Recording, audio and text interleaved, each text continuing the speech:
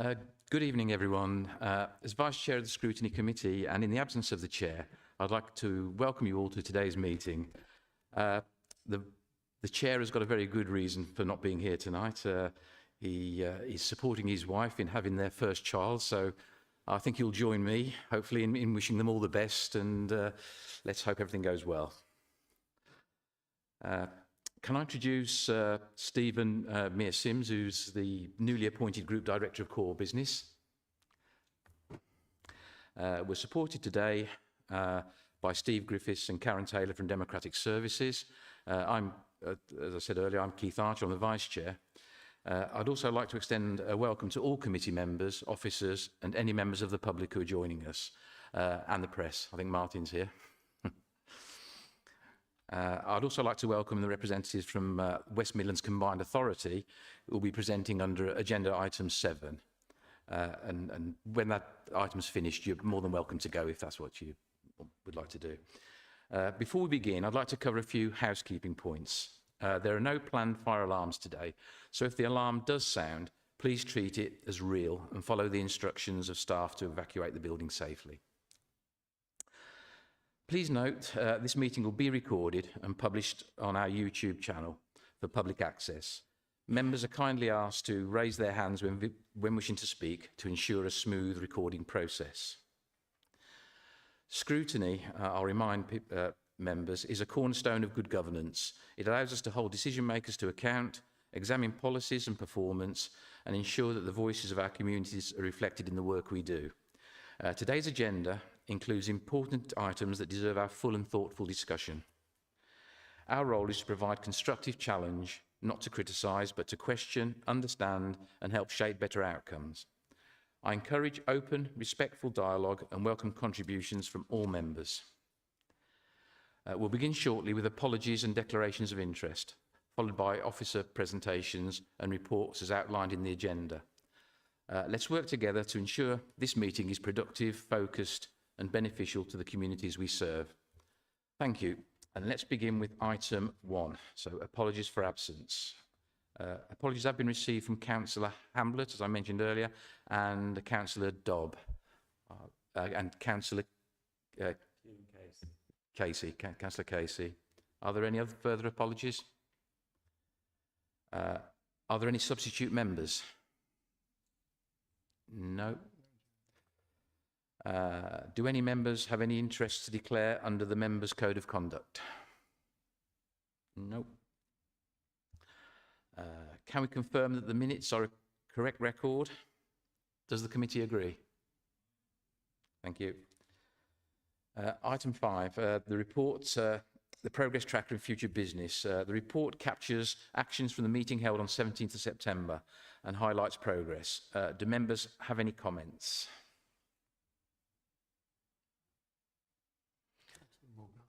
Councillor Mughal.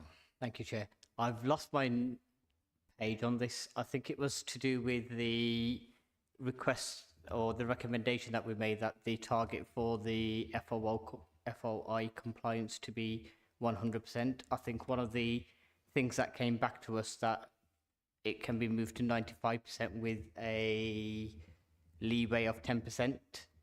Now, that leeway of 10% allows us to go to 85%, where I can't remember the exact wording, if someone can help me out with the wording, but 90 is what is considered adequate.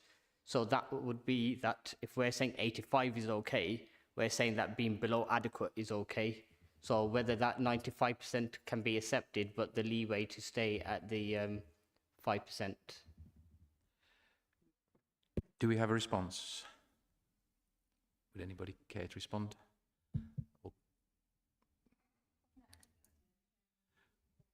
So I was going to say, I'm happy to have a written response at a later stage if needed. Okay, thanks for that. Are there any other comments, questions? No, thank you. So we'll move on to item 6, which is the public forum. Any members of the public in attendance are now invited to ask any questions within the remit of the committee. I don't believe we have any members of the public here. No, Chair, thank you. Moving on to item 7, then, which is the West Midlands Combined Authority reports. We have 2 reports, one a scrutiny report and one a corporate report. Feel free to come up here to deliver them, or wherever would be comfortable. Okay. And what I suggested is we give 10 minutes to each report, and after the first report, we can ask questions, and after the second report, we can ask questions on that. Thank you.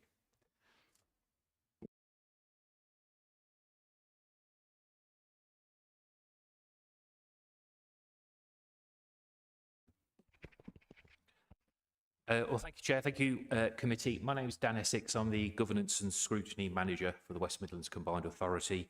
And thank you for inviting us along to this annual visit to your Scrutiny Committee, where we give a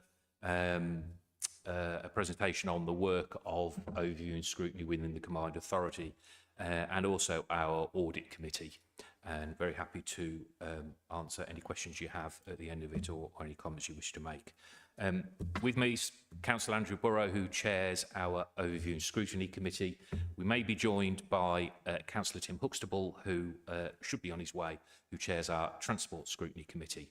So just by way of explanation, we have 2 scrutiny committees at the Combined Authority. As I say, a Transport Committee, which looks particularly at the work of Transport for West Midlands and has a focus on purely transport. And then what we call the Overview and Scrutiny Committee, which Councillor Burrows chairs, which looks at everything else that the Combined Authority does. So before I pass over to Councillor Burrows to talk about the work of his committee, just a brief explanation of scrutiny within the Combined Authority. So we operate under the same rules as you will do here in Dudley. And the work of both of our scrutiny committees really focus around pre-decision scrutiny and post-decision. So as the name suggests, the pre-decision scrutiny is looking at the activity of the Combined Authority prior to it going to the Combined Authority Board, which is kind of our version of a full council meeting.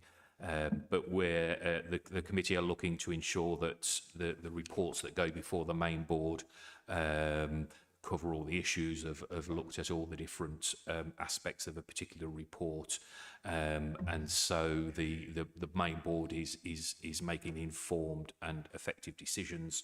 There is a programme of post-decision scrutiny, which is looking at the effect of those decisions made. Have they achieved their intended purpose, or has there been any gaps? We then do policy development, which is a lot earlier in the cycle. So as policies or strategies are first being conceived, typically we may have a task and finish group of councillors that will look and try and help develop that policy in its very early stages. And then probably our most high profile work in overview and scrutiny is holding the Mayor to account. So as I'm sure you're aware, Chair, the Mayor, Richard Parker, is the only directly elected member of the Combined Authority, and twice a year both the Transport and the Overview and Scrutiny Committee get together and hold a public Q&A session. So we've had one last month which focused on policy matters, and the Mayor's policy objectives for the coming year. And then next month, as part of the development of the Combined Authority's budget, there'll be a finance Q&A with the Mayor to test out some of his sort of financial plans for the forthcoming year. So they are public meetings. We live stream them, have the public in attendance, and scrutiny members get a chance to question the Mayor directly in a public forum. So just finally from me at this point, just perhaps to highlight a few of the differences between Combined Authority scrutiny and a local authority scrutiny, and the work that you are doing. Obviously, the scale of the Combined Authority is a regional authority, so 2.5 million electorate. So the scale is larger, and which means that the committee are trying to focus on more strategic matters, sort of outside of transport. The Combined Authority doesn't do a lot of direct service delivery, so it's about looking at the strategic objectives of the Combined Authority rather than necessarily service delivery. A lot of the work of the Combined Authority as well is in partnership with local authorities themselves, with other regional stakeholders, universities, etc. And so there is a focus to try and bring all of these stakeholders together and do joined up work wherever possible. And also not to duplicate the work of local authorities. So you will all have your work programmes for the year, and the other 6 constituent councils similarly. So as a combined authority scrutiny function, we're trying to add value to that and certainly not duplicate any work that you're doing. And then finally, just to flag, there is what is called a scrutiny protocol, which is the government's blueprint of what good scrutiny looks like at a combined authority level, so a national document. Here at the West Midlands, we have assessed ourselves against that scrutiny protocol, which sets out 18 principles that it suggests good scrutiny in a combined authority should look like. Every year we assess ourselves against those 18 principles, and actually where we look and think we can do better, we look to improve. So we have good support from the government, from organisations like the Centre for Governance and Scrutiny. My view is scrutiny is getting better each year as councillors become more familiar with the Combined Authority and understand its work and are really able to drill down to the important work. But so with that as a general oversight, to say, Councillor Andrew Burrow chairs our Overview and Scrutiny Committee, which looks at everything apart from transport, and he's here to speak to you about that. Thank you. Thank you. Good evening. We're sort of the Everything Else Committee, but I think it falls into 3 areas. That's the economy of the West Midlands, and a particular element of that is supportive investment, matching investment to encourage employers to come here, but also investments in the skills of our people. Brownfield site reclamation, which is a huge issue across the Black Country for sure, and tying that in with predominantly housing, but there is also some placemaking in terms of improving shopping centres and business areas. And finally, the environment of the West Midlands. So we tend to look at those 3 areas. So over the last few months, really, we've been looking at a number of issues, but if I start with that economy thing, the West Midlands Growth Plan, I don't know if any of you have seen this. This is probably the most interesting document. If you can get a hard copy, it really is very interesting. I think you have one, don't you? Yes. And it sets objectives for the West Midlands, and we've given it a fairly good going over in bits over the last 18 months or so. And it calls for a 2% annual increase in growth in the West Midlands, which doesn't sound a lot, but in the current market, that's going to be quite challenging, except that when you look at the participation rates of those of employable age in the West Midlands, they are significantly lower than those for the rest of the UK. And one of the drivers of the plan will be to get more people of working age into work. So that's in addition to whatever the government's doing nationally, it's about getting more of our people into work.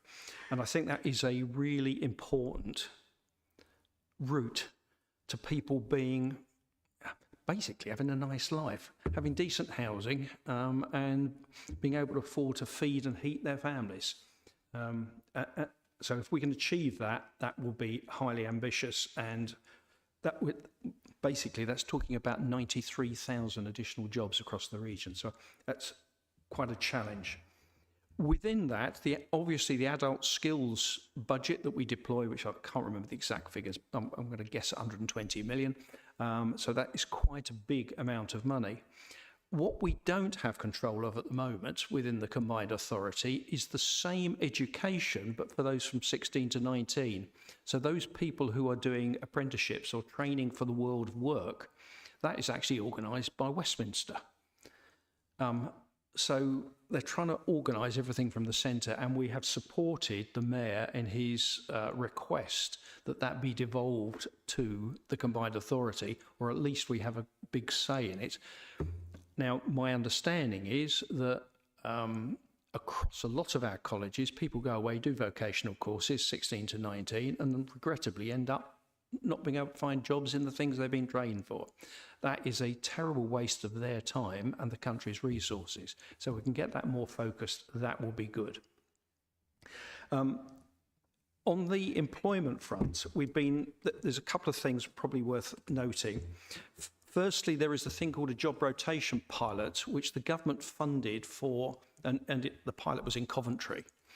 And what that did was it asked employers, have you got somebody you want to promote into a bigger job? And if they did have somebody and they then needed to backfill, the combined authority, via the local council, funded the training for the person who was going to be upskilled and paid for the person who was coming in to replace them. That turned out to be remarkably successful for small, medium-sized enterprises. And that is something that we are now encouraging the combined authority find money for to spread out. And there are a number of ways of doing that, for example, through the growth zones and investment zones. So that does appear to work. It's a Scandinavian model, and it was tried in Coventry, and it had good success. So we've watched that all the way through. Tied to that, there is the Youth Trailblazer scheme, which is about the youth employment guarantee that the government have come up with, and we've been over that, and each local authority has come up basically with its own scheme. It's going to be really interesting to see which of those schemes works best. So Dudley have got a different scheme to Coventry or to my authority of Solihull. There was a exhibition of those, well, they called it a marketplace in the combined authority, and I chatted to your people, and it's interesting to see the differences. And at the end of that, as a committee, we will be looking to see, well, what worked best, and are there lessons to be learnt? And I think that should yield some good results, because this is a 2 year. Initially, there's funding for 1 year, but basically it'll be for 2 years. And then at the end of that, if the government are convinced that this works, my understanding is they'll find the money to do more of it, because the number of people it will address initially in the pilot schemes is a fraction of the total need. But if we can get that to work, that will be good. In terms of the environment and natural capital, there's a local nature recovery strategy that we went through. It's actually another interesting document, and one of our key asks for the combined authority was to come up with clearer guidelines for when you've got housing development, what should actually be there to actually help nature recovery in individual areas. The thing about nature is it's not that interested in borough boundaries. So what we need is something that all local authorities can sign up to, but is flexible enough to take account of, in some places we're building on green fields, in other places we're building on brownfield sites. So what can you actually do? So they've taken that away, and they're going to try and create that. In terms of housing and infrastructure, you've probably heard that the Mayor has decided to spend £40 million of unspent housing regeneration money and put that towards subsidising housing. So instead of it being affordable housing to let, which is 80% of market rates, it's social housing at market rates. Now, we looked at that. Basically, you've given up 1,600 new homes to achieve that, but the government was going to take the 40 million quid back anyway. So by stopping them doing that and investing it, that should provide more social housing across the region. And basically what he will be doing is going to existing projects where there are housing associations, has said, come forward with a request to reduce it to social rents from affordable housing rents and basically take the best offers. I think that it's worthwhile trying that just to see what happens. So I think that was it's an interesting initiative. There's going to be a piece of work going on. The government's housing strategy, we've got money in the Combined Authority, but there also Homes England's got money. And the Combined Authority will be trying to tie those two things together for housing development. And we will later on be actually looking at how successful that is. Because what we need is a lot of Homes England's money, because the money that we've got is really just for brownfield regeneration. And if we're going to get the housing we need to get Homes England to be quicker and faster and focusing on the needs of the region. So that will be one of the things that we'll be looking at in future. There's a thing called the State of the Region report, which is a really fascinating document which goes into stunning detail about everything that you might possibly be interested in the economy. One of the things that came out of that is when we looked at it, I mentioned earlier about employment participation rates. If you look at that by ethnicity, it varies enormously. When we ask questions, well, why, we didn't get solid answers. And we will be working on that with the officers to try and get a better understanding. Because if you can understand why, then you can actually come up with strategies that apply to different groups in different places. This is partly place-based and partly around it's not just in ethnicity. It could also be, how long have these people been here? If you think of, we've had lots of Afghans come across, some of those people speak fluent English. If they've been here for 18 months and had no English to start with, then that is one challenge you have in getting them upskilled so they can work. And I'm not picking on Afghans, they just happen to be a group. But you can understand that the solutions required actually vary enormously by different groups. Whereas if we take our Chinese community, who've come across from Hong Kong, and I don't know what those levels are here, but they're quite high in Solihull, they typically come across very well educated, with professional qualifications. The challenge for them is how do they get their qualifications recognised? So it's different things for different people. So we'll be working on that. The other big thing that comes out of this is the spatial strategy. I don't know if you've heard of that. There's a consultation going on now. The West Midlands has been told, along with all the big metropolitan authorities, to come up with an overall plan for where industry goes, where commerce goes, where housing goes across the region, which should tie in with your local plans. Now, I believe you've just completed your local plan, haven't you? Yes, I thought so. When you redo that plan, you will have to conform to the spatial strategy. For those authorities that don't have a local plan, they have to conform to a spatial strategy that doesn't exist. So at the moment, that's being kind of worked through by officers from the local authorities and the Combined Authority, because this is not going to be a top-down thing. If it is top-down, it won't work. It's got to be bottom-up, top-down, a bit of both, a bit of moving stuff between regions and areas, and that way we should end up with a decent spatial strategy that will tie in. But what you want is housing to tie it with jobs, to tie it with transport. And that's what that's going to attempt to achieve. So that's going to be an ongoing piece of work for the next 2 years. On the employment and skills side, we know how much money we spend. We have some idea of where we spend it. We think it's effective. And so a piece of work that we're now getting into is, does this actually get people into jobs? Which courses work where? So Dudley is going to be a centre of excellence for retrofit skills. That needs to be monitored on, does that actually work?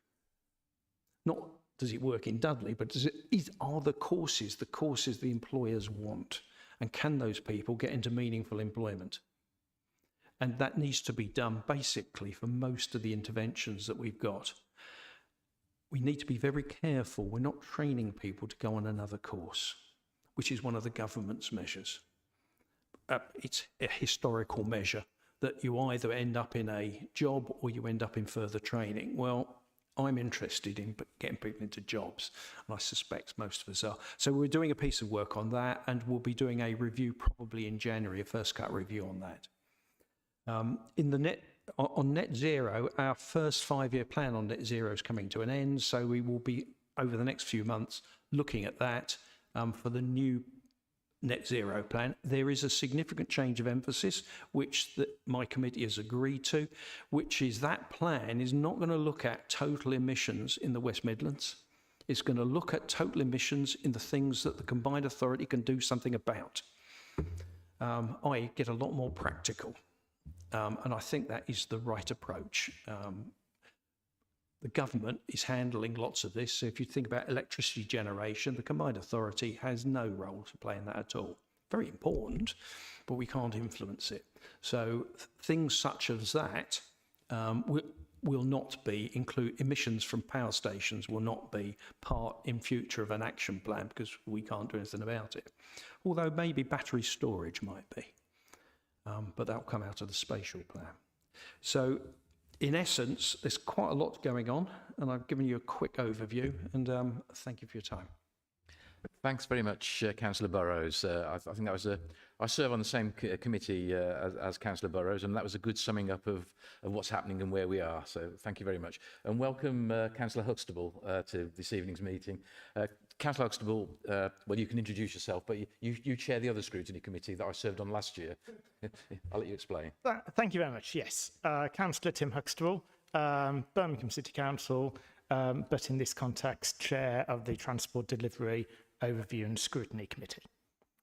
Apologies for lateness. I always try to get to these sessions via public transport, as you would expect if you chair transport delivery, and Dudley is not the easiest place to get to via public transport. I should have left earlier. Anyway, first of all, thank you very much. Andrew has just summarised the role of his committee: economy, jobs, skills, housing, environment. My committee just focuses on transport and transport delivery, but I can assure you it keeps us more than busy. Last year, Dudley's representatives were Councillor Archer and Councillor Kettle, and this year it's Councillor Kettle and Councillor Stanley. And I don't need to tell you that all three have participated on the committee and the work of the committee to a very high standard, got involved. There are some authorities, won't name them, where you hardly ever hear from the councillors during the meeting. Dudley knocks spades off all of them. Transport Delivery Overview and Scrutiny Committee consists of 20 members. And the reason it's larger than Andrew's is because of the transport levy. So we try and apportion membership according to how much your local authority pays into the transport levy of the combined authority. So Birmingham, for example, pays 38%. It has 35% of the seats, 7 out of 20. Coventry has 3 seats. All the other local authorities have 2 seats. So that comes to 20 constituent members. And it's very important because I always say there should be no taxation without representation. So what work does the committee actually do? Well, it's summarised on the slides. Obviously, as we all know, there was a changed mayor last year, and I don't know whether Andrew has explained that, but the chairs of combined authority O&S committees have to be of a different political colour to the mayor. That's in primary legislation. So because of the political change at the top, so both scrutiny committee chairs had to change as well. One of the mayor's priorities in his manifesto was bus franchising. 80% of all public transport journeys in the West Midlands are undertaken by bus. So the committee has spent a lot of time looking at bus franchising and everything involved with bus franchising, including the bus depot strategy, which is currently going through. That is the acquisition of bus depots, whether it be the freehold or the leasehold across the West Midlands. Buses, like nature, don't stick just to local authority boundaries. So obviously of importance is the Pensnet bus depot in Dudley, but I know that there be other bus depots that serve the borough of the Metropolitan Borough of Dudley. One piece of work that we're doing in particular at the moment is a review, of a review. The government confirmed earlier on this year that there would be 2.398 billion allocated to the West Midlands Combined Authority as part of CRUSTS 2, or it's rebadged as Transport for City Regions. The Mayor invited an academic, Bridget Rosewell, to undertake a review as to how that money should be allocated over the 5-year period. And one thing we are keen to do is to see the conclusions of that review and to scrutinise that as well. And I believe, Dan, a report is even coming to board in November on the first tranche of the Rosewell review. So that's something that we're very keen. We've done a task and finish work, and Councillor Archer served on it, on Ring and Ride. Again, a crucial service to many residents all across the West Midlands. And that was I think that was a particularly good, well-researched piece of work, which has fed into the transformation of the Ring and Ride service. And we're currently undertaking a Ring and Ride, a task and finish review of ZEBRA. Now, ZEBRA stands for Zero Emission Buses for Regional Authorities. One thing we were particularly miffed, I think is the right word to learn, is that we had to hand back £13.2 million worth of our original ZEBRA grant back to the Treasury, back to the government. So we're doing a task and finish as to the lessons learned, what happened, could we have done anything different so that we didn't have to hand that money back? Could we have got more out of it in terms of purchasing electric vehicles? So that will come to committee later on this year and be fed back to the main CA board as to our conclusions. I've talked about bus franchising. That scrutiny work is ongoing. One of the Mayor's priorities is Sprint for the West Midlands. I'm not going to dwell too much on that at the moment because it doesn't have that much impact at the moment on Dudley, but I know one of the Mayor's priority routes, I don't think that the policy has yet been changed, but it may be in the Rosewell review, is to take them from Birmingham City Centre through to Dudley. Obviously very keen to Dudley at the moment is the Wednesbury to Briley Hill Metro extension, passed over the tracks on my journey here, and I know that there's been major problems with the implementation of this major infrastructure scheme. We're keeping a watching eye because the situation changes constantly on that one. Just to do a refresh, there has been phase 1, which will be Wednesbury to Dudley Town Centre, but then we're doing 3 separate stages, 2A, 2B and 2C on from Dudley. Phase 2A and phase 2B have been fully funded, which will take the metro down to Merry Hill from Dudley Town Centre, but it's how, and this is one thing that I've always been keen on, which I think Councillor Archer can testify, how we do that missing link from Merry Hill through to Starbridge. That's very important transport corridor, and when we're discussing that link, do we link up with the bus station? Do we link up with the railway station? There was a plan back in 2019 as part of the West Midlands Trains franchise to reopen the heavy rail line between Stourbridge Junction and I believe Cottage Street in Brierley Hill. That never materialised, unfortunately, because that would have provided an interchange station with the Metro.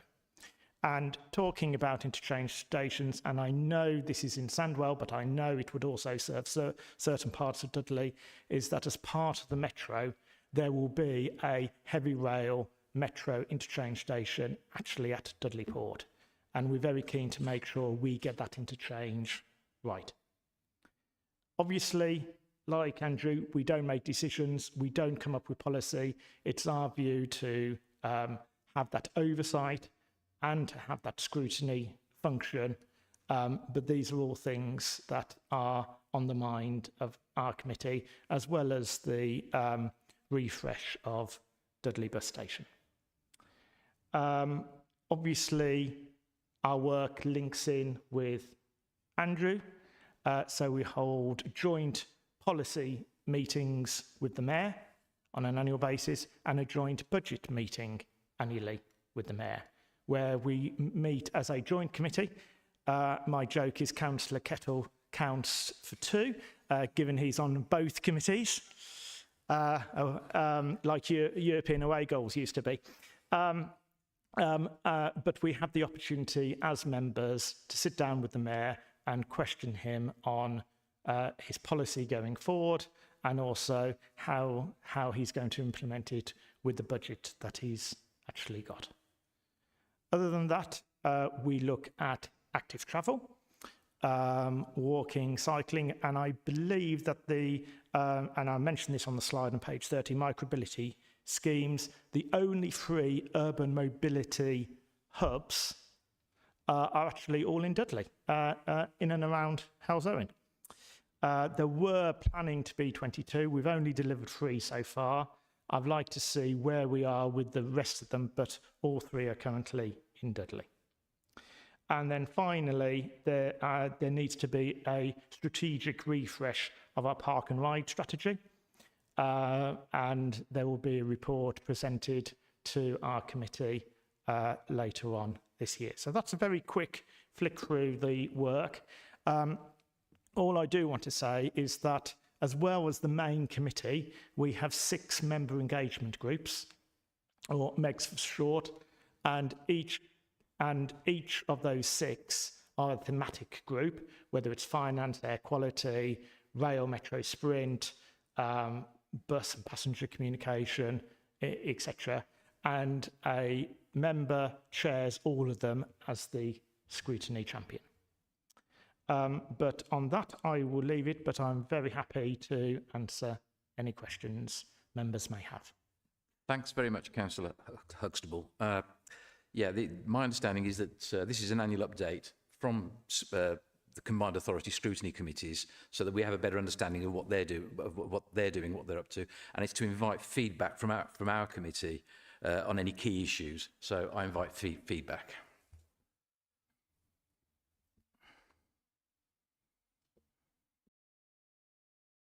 So, Councillor Lowe.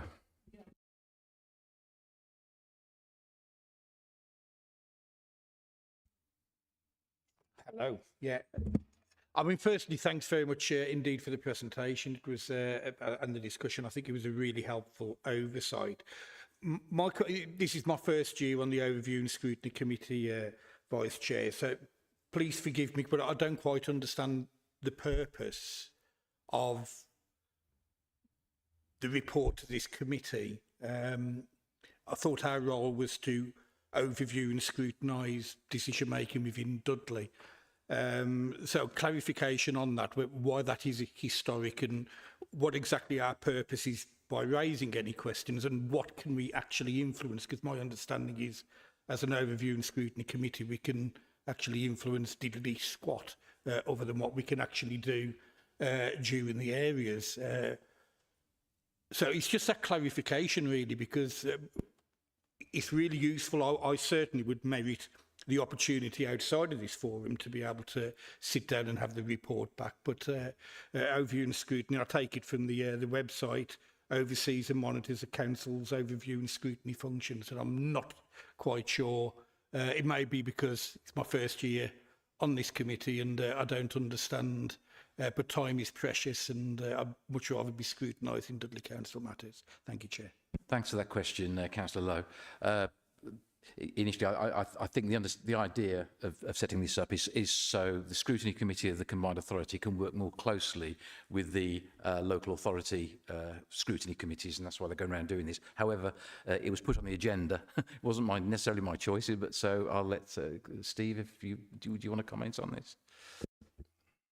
Chair, I think you covered it there in what you said. There's been a commitment, I think, from our colleagues in the combined authority to offer presentations to scrutiny, overview and scrutiny lead committees in each of the 7 West Midlands councils to promote the work that there's been done at the combined authority and also to make sure there's not duplication of scrutiny work across the West Midlands councils.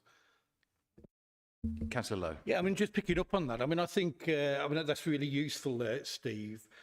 I actually think I would have benefited in previous years being able to have the ability to receive this. So I think it's actually wider than the 8 or 9 councillors on this committee, and it should be available to all 72 councillors to be able to attend and receive that input rather than an overview and scrutiny committee.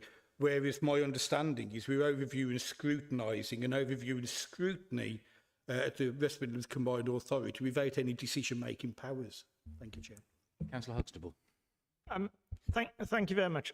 Well, just to try and provide some granular detail, is that obviously what I've talked about is a lot of public money being spent on actual transport projects within Dudley. Historically, some of those would have been funded through, theoretically, the local authority. So just to give you one very practical example, is that, and Dan will correct me if I'm wrong, but in terms of the current city region sustainable transport settlement, the government gives the combined authority money for highways maintenance and that, for 6 out of the 7 local authorities in the West Midlands, and that is then passported down to each of those 6 local authorities. So highways maintenance money is being done technically through the combined authority. And in terms of the recent refresh of Crusts 1, an additional allocation of highways maintenance funding was actually passported down to those 6. So there was a top-up.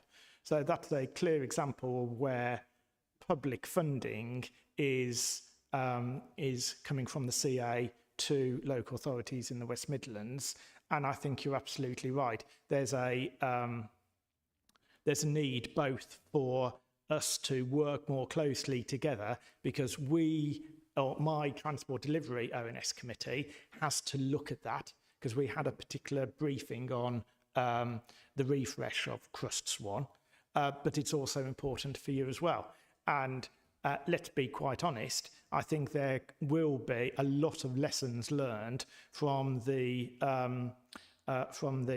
metro extension and the refresh of Dudley Bus Depot that both of us, both Dudley councillors and combined authority councillors on TDOSC, would like to learn so that we can actually do transport infrastructure schemes better, whether it's better value, whether it's better budgeting, whether it's better pre-decision scrutiny, and with all the additional powers and responsibilities and funding through the English Devolution Bill that is being proposed to give to mayors and combined authorities, I think the work of scrutiny is going to become increasingly important, and the ability of scrutiny at the combined authority to work closely with scrutiny at all 7 metropolitan authorities within the West Midlands is going to be absolutely essential.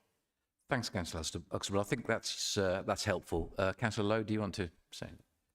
I do. I hear all that, and I don't disagree with that. I think my central point is, yes, I hear it, I welcome it, but it's not the part of this overview and scrutiny committee to be doing any of that. yeah, forgive me. I've been around for far too long, and I'm well versed in people padding out agendas in order to make sure that we don't get down to the critical business of what we need to speak. I actually think it deserves a far wider audience, and half a dozen of us in here, and all 72 people should be invited to that. And maybe we can reflect on that for next year's planning memory agenda. One point is that, and that's a very apt point, because yesterday I was in my role as a Birmingham City Councillor, and this report was an item agenda at full council to all 101 members. And a debate happened. There was a report. There was an amendment to the report, which got accepted. So the City Council had a very active discussion on the work of both ONS committees. Councillor Burrows, you want to... Yeah, it's up to you who we talk to. I'll come along and talk to anybody if you find that helpful. What I found helpful going to Walsall was 3 things I took away. Firstly, they said the combined authority is not known by residents. You need to do better promotion. Secondly, it's all very well having training and catering done in Solihull and retrofit done in Dudley. How do people get there, and who's paying for the travel? That came up. And the third thing is, when we have bus timetables, when we get into franchising, can we have some methodology for making sure they're communicated better? Now, to me, those are important takeaways. So that's part of the reason I like to come out, because I get additional things. And if I go to a meeting and I get 3 things out of it, I'm pretty pleased. And I did at that meeting. Thanks, Councillor Burrows. I think what we can agree with the committee is we can, as Councillor Lowe put it, reflect and think if there is a better way, a better format for this type of presentation, and where it can be heard by more people, possibly. Thank you. Any other? Sorry. We've heard the scrutiny presentation. We've still got to have the corporate presentation. You guys are doing that. So feedback on scrutiny still. Councillor Davis.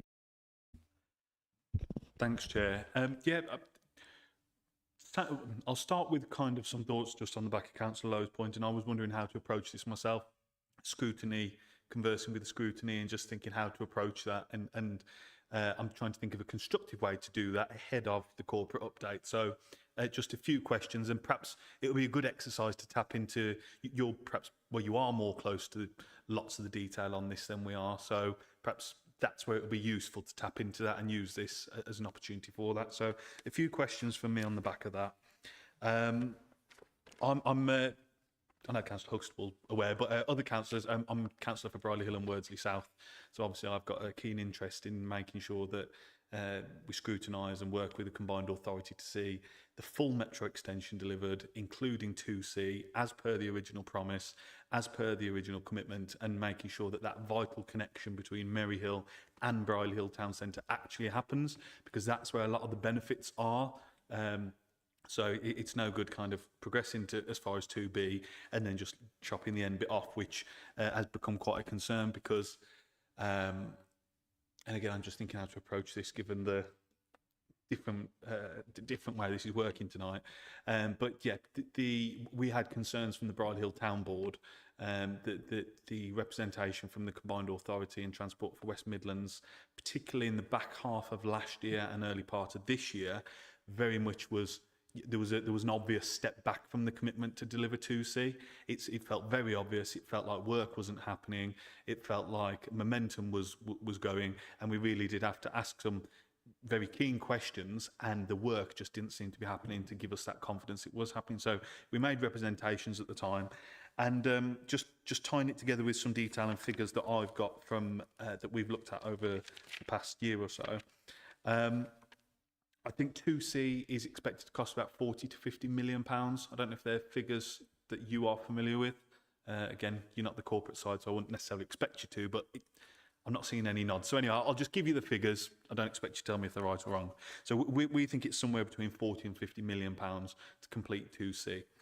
As I understand it, there was an underspend on Crusts 1 of some 300 million pounds-ish. And I suppose the question that I'd like to tap into your knowledge on from your work on this. So that Crust's won £300 million underspend. What has happened to that? Because there's two projects that are linking to Brierley Hill that I think are really critical projects. Councillor Huxtable's mentioned one, the link down to Stourbridge, that we would very much like to see. We've got two projects ready to go, 2C and the Brierley Hill to Stourbridge connection. So if that money was underspent because of delays and whatnot, then we've got some projects there ready to go. I understand that Crust's is now TCR, it's referred to differently now. I don't know if that changes the way the money's planned to be spent, or if it was just literally a change of the name. So that'd just be interesting if you can just share that. And then just one is an observation and a thought linking with the spatial strategy. Obviously, we've carried out a local plan here in Dudley Borough. I think it's been a challenge, particularly for some wards where there was big concerns about Greenbelt, but there've been some really strong democratic processes there. We've developed a proposal and a plan that I think is looking like it will be completed. So that democratic process, strong at a local level, has hopefully led to the right result that local people approve of and will deliver what we need as a borough. So the idea of the combined authority coming in at some point and effectively overriding potentially what that report, what that plan has outlined, I'm just trying to see what's the justification for that in terms of, you know, the risk of duplication for one, because we've already done a lot of work at a local level. So why on earth should the combined authority spend, you know, millions of pounds, hundreds of officer hours on something that's already been done here in Dudley? And obviously, as part of that, we're assuming that there'll actually be an exercise of some powers. And I link that to the point about underspend and failure to deliver, for example, the Brierley Hill Metro. What are your thoughts on the combined authority seeking to take more power, spend more money and intervene more in borough level matters, when actually on the things it's already got powers to intervene on and deliver, such as transport, there's not the greatest record of delivery there. So I just wondered what your thoughts are on that. Happy to. Yeah, before, I mean, they're good and important questions, obviously. Are you happy to take those as scrutiny? There seem to be more questions for the mayor and the, to be honest with you. Just to clarify, Jay, I'm asking them in a very friendly way, actually, because, you know, I understand that you are scrutiny, not the responsible officer. So, yeah, please don't feel any pressure. But it's just to more tap into your experience of those points I've raised. I am more than happy, Councillor Davis, to answer those. And if I get anything wrong, I'm sure officers in the room will correct me. Crust's one. There was a projected £300 million underspend. Corrective action had to be taken. And one of the key elements we were told is scrutiny, linking this with scrutiny, is that if we didn't spend it, and I mean spend, not allocate, spend it, by the end of that 5-year period, it was at risk of going back to the government. And there was no way we could complete either 2C or that wider link to Stourbridge within the timescales. And any projects that in Crust's one that couldn't be delivered have been put forward for consideration as part of Crust's 2, or as I said, Transport for City Regions, TCR, but that is being looked at by Bridget Rosewell as part of the Rosewell review, and we would be very interested in her conclusions as to how that funding, that 2.398 billion that I talked about earlier, will actually be allocated across the whole of the West Midlands and in what modes. Allied to that, there is a modal agnostic review of transport corridors being undertaken, and one of those transport corridors, as I understand it, is between Dudley and Stourbridge to pick up those very issues that you actually mentioned. One thing we're keen to do, and I didn't mention in my presentation of scrutiny, is to do site visits, and that's not just for members of the committee, but to offer that as far as practical to other councillors who sit on relevant committees, transport committees, or have a particular interest. So, for example, I know that we did a visit to Perry Bar bus depot, and we had councillors who were on authorities across the West Midlands, but who weren't actually on TDOSC, as well as TDOSC members. And I think the member engagement team would like to do a lot more of that. The member engagement team is actually represented here by James, who heads it up, and he has a team of 3 now underneath James, and they are very keen to actually engage more closely with all 470 elected members across the 7 constituent councils, and I'm sure James will give the contact details. But as far as I understand, every councillor, all 470 councillors, receive a monthly update. So when you see it in your inbox, it does contain a lot of interesting information from the member engagement team, and I really would big it up. So I hope that answers most of your transport-related questions. I know you asked me what's my individual view in scrutiny. My view is, first of all, let's get the basics right. In terms of transport delivery, in terms of strategic transport, let's get the basics right, because I think sometimes we've been over-ambitious. Having said that, once you start building new transport infrastructure, you're always going to expect the unexpected. And I'll give you one scheme not connected with Dudley, and that's the reopening of 3 stations along the Camp Hill line in South Birmingham. And things that we didn't expect were badgers. We came across a badger colony, which are protected species, bombs. There were unexploded ordnance from World War II, because the Cadbury factory nearby was a target for German bombers during World War II. Wolves, there were a lot of listed wolves we discovered, and wells that weren't on any map. So badgers, bombs, wolves and wells. And they have affected the delivery of that project all along. And until you started digging, because due diligence was done beforehand, but expect the unexpected. And any delay puts costs up. You have to then spend money remediating the unexpected, and then by the time you've remediated it, the cost of living and in particular construction inflation has actually proved a further barrier in terms of the original budget set. So we have to be aware of that.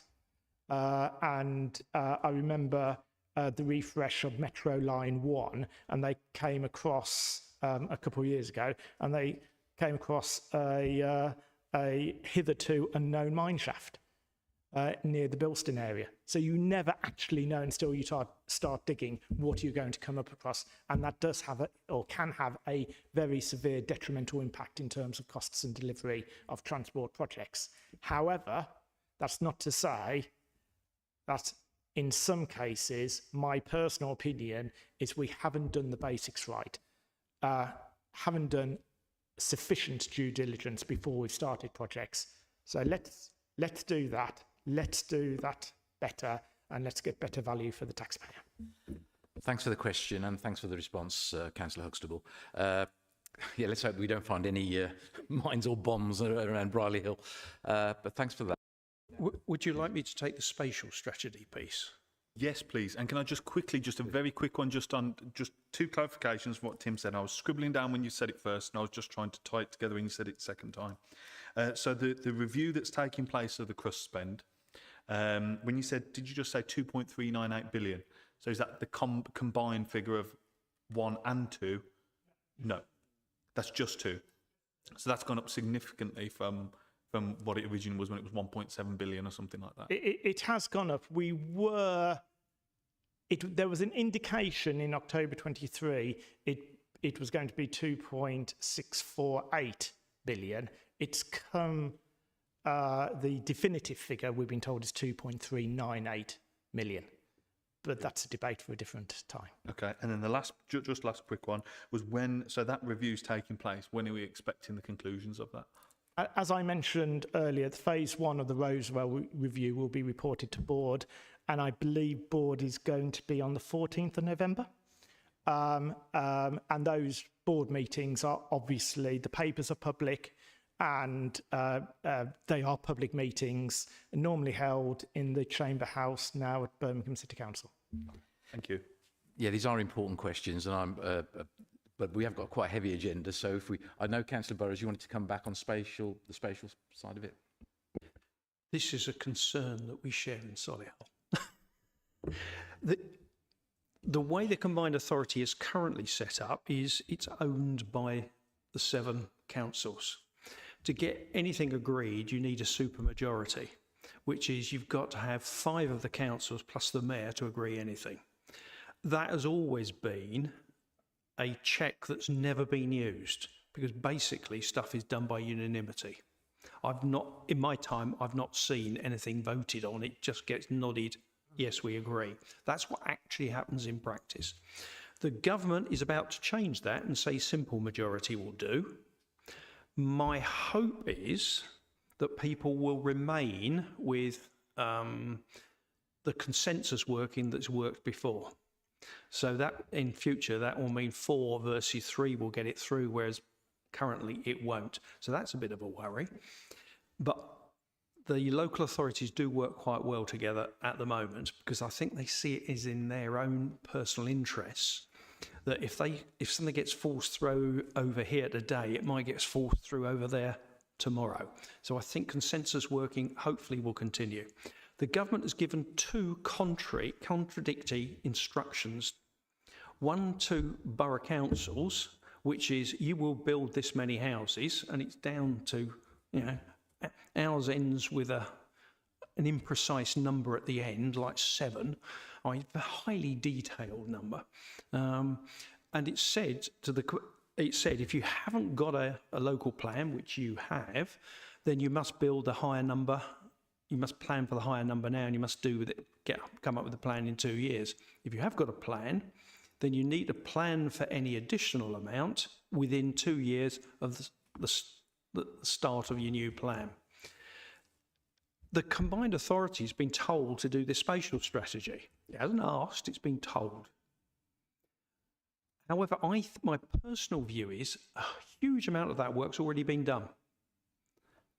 And I think a lot of this will be about codifying what we already know and spotting gaps and saying, oh, blimey heck, we have not done that. There's a little piece here that we need to do to actually make this work.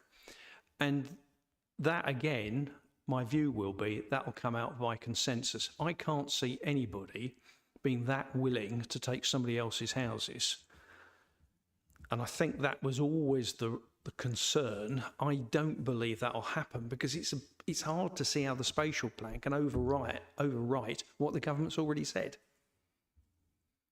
So, regrettably, Solihull will not be able to give its extra 7,500 houses to Coventry, despite the fact we might love to do so.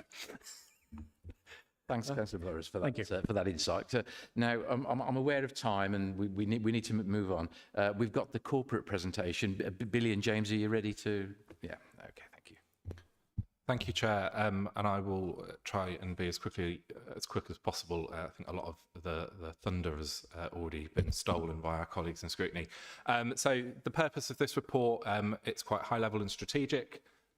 You'll know from those members who have sat on this committee before, we tend to come back later in the municipal year with a much more detailed report of what the combined authority has been doing in Dudley and the funding that we've passported down.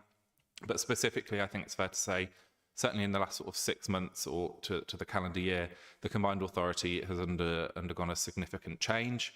And so we wanted to bring some of those changes to you so you're aware and you can see how they impact Dudley. So the first big one on page 36 of your pack is we've got a new purpose. So together we are making the West Midlands the best place to live, work and visit. And together is the real key word on there. I think it's already been alluded to by Councillor Burrow and Huxtable. The combined authority is a sum of its 7 constituent authorities. It's about how we can work better together to deliver more for every pound that we spend in the West Midlands. So really defining that as one of our key purposes. The mayoral office has slightly changed. Jonathan Todd joined the mayor's office as his chief of staff earlier this year, and has been supporting the mayor in driving through his 4 priorities: jobs, homes, growth and journeys for everyone. And the mayoral office is supported by a set of independent task forces that offer the mayor that expertise and advice alongside us as officers too. Perhaps the biggest area of change for the combined authority has been through our executive leadership team. Hopefully many of you will have met in the past Laura Schoaf, who used to be our chief executive. Laura is now the shadow chair of Great British Railway and left us earlier this year. Ed Cox has been acting in an interim capacity as our deputy chief executive and executive director for strategy, economy and net zero. The combined authority undertook a recruitment process a couple of months ago to appoint a permanent chief executive. Unfortunately, our employment committee was unable to do that, but Ed continues on in that interim role. Linda Horn, our finance director, also departed earlier this year, and Claire Nye, who used to be the Section 151 officer at Wolverhampton, but was at the combined authority supporting us with our some of our big key capital programmes and financing them, has stepped in as our interim chief finance officer. And one change that hasn't taken place yet and won't be reflected is Anne Shaw has secured a new role in Ireland as chief executive of their National Transport Authority. And pleased to say you should have received notification today that Sandeep Shingadia, who's our director for strategic partnerships in TFWM, will be acting up as interim executive director for TFWM. I think there's it's fair to say there's a lot of interim people at the combined authority. None of them are contractors. They are all internal people who are acting up, and we have obviously made sure that the capacity is still there to deliver.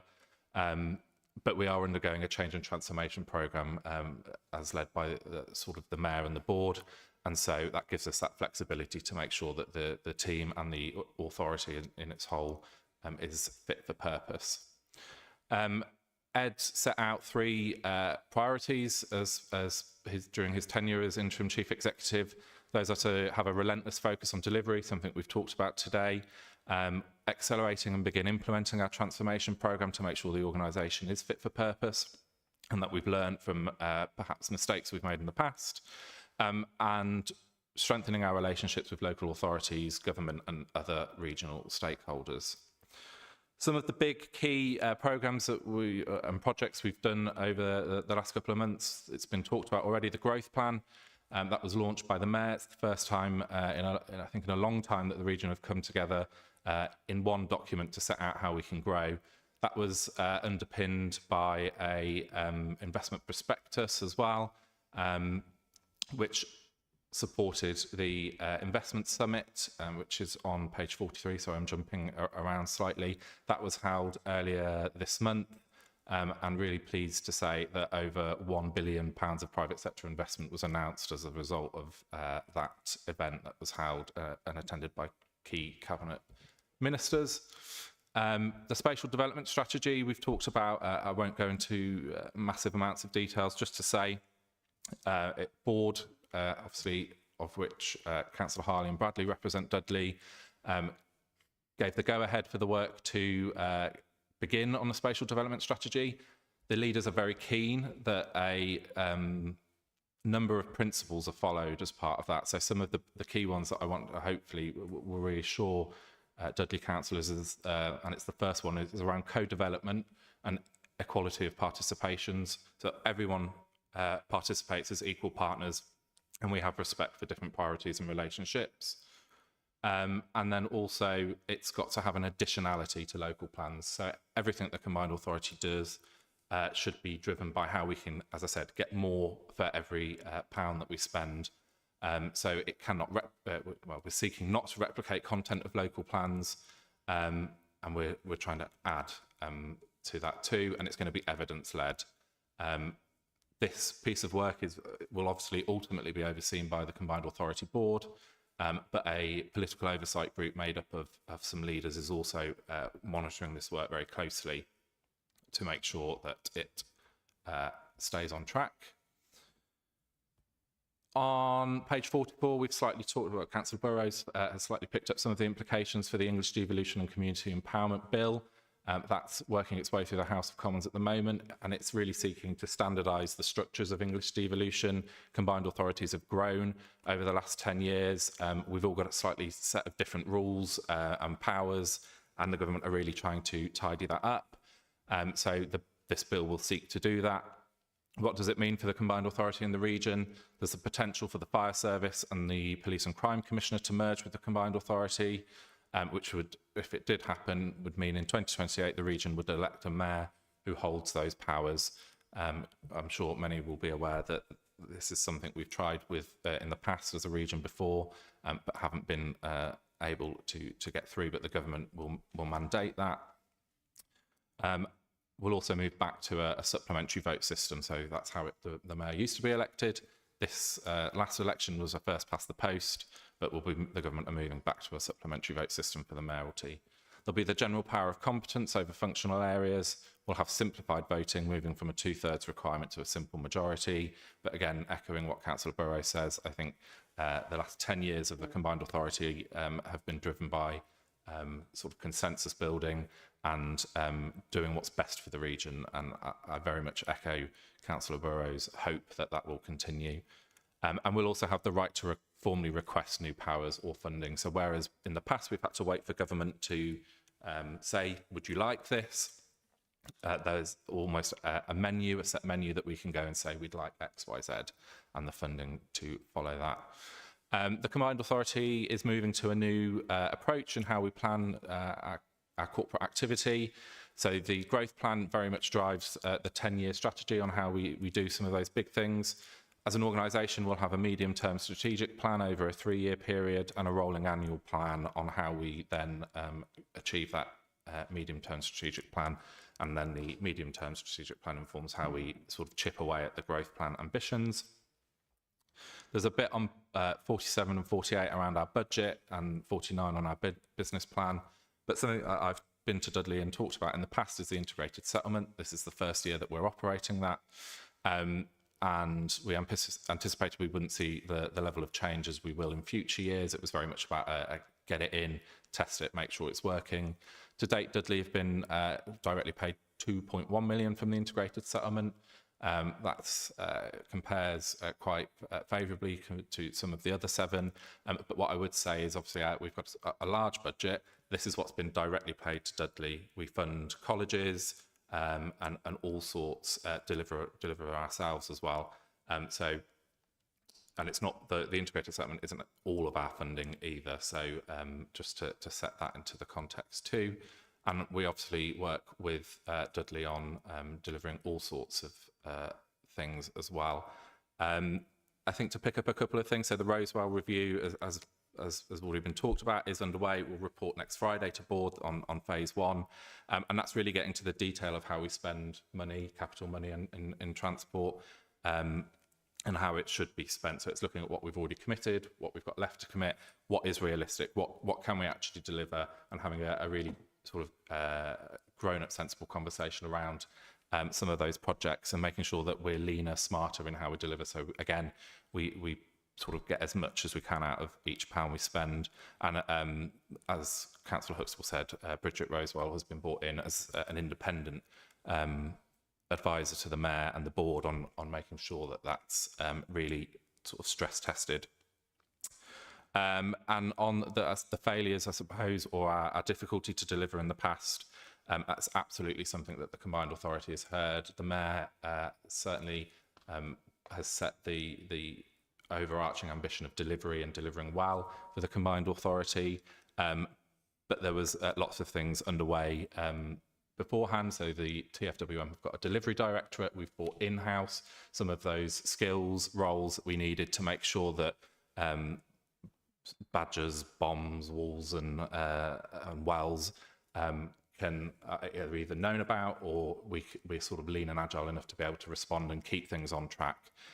So I think there's a recognition that absolutely we could do better, but work is underway to do that. That's already happened, and we've got the change and transformation programme. Happy to take any questions, Chair. And just I should have started with Ed Cox, would have liked to have been here this evening, but he has an unexpected family emergency that he's had to tend to this week. Okay, thanks for that, and thanks, James. Are there any comments or questions? Councillor Davies. Thanks, Chair. Thanks, James. I'll be brief because I know I spoke a lot in the last section. Obviously, the presentation reads well, and I know you make a lot of effort to send us emails about various newsletters and things like that. But I think there's a risk here of lots of tokenistic gestures that are coming out in terms of the Mayor wants extra communications with councillors. I mean, if I remember rightly, there was a lottery sent out earlier in the year, and if you could engage with Mayor on a lottery basis, I think that is not acceptable for elected representatives to be offered a lottery to engage with the Mayor. I think that's quite frankly an insult.